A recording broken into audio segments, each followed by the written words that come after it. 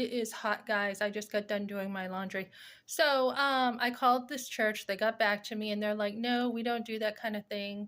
I had asked for some help with utility assistance and they're like, no, we don't do that kind of thing. And they're like, but I will encourage you to call 211. So I'm like, oh, I already did. And I said, and did you know 78,000 people in the last, I think, 8 months, they said 78,000 have asked for help with their utilities. And I said to this lady, oh my goodness, what are these people doing with their money, right? 78,000. And she said, this is part of me, my job, my volunteer work, finding resources for people. So 78,000 people. And I'm like, what are they spending their money on? And she's like, oh, I don't think they're blowing their money and wasting it. She said, we have inflation, food, we have the electric companies going up, which I knew this, and I knew that the housing market is now going up again.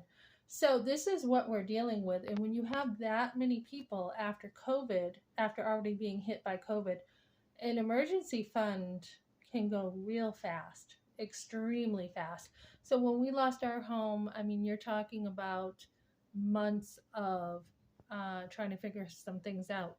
That when I had gotten sick, I worked 72 hours. I had two jobs for 72 hours right before COVID. The COVID thing was over. I worked through COVID. So 72 hours I had between two restaurants and then I got sick. And luckily I did get somewhat sick because I mean, me and my kids, we were like sick. I mean, I was like 3 days, just nothing but showers, showers, hot showers. I had never been so sick in my life. And it was COVID related. So we had the CAP New Hampshire, and that took care of thousands of dollars because we would have had to have like with this crazy market, we would have had to have about, oh, let's see, 12,000 or so in emergency fund. So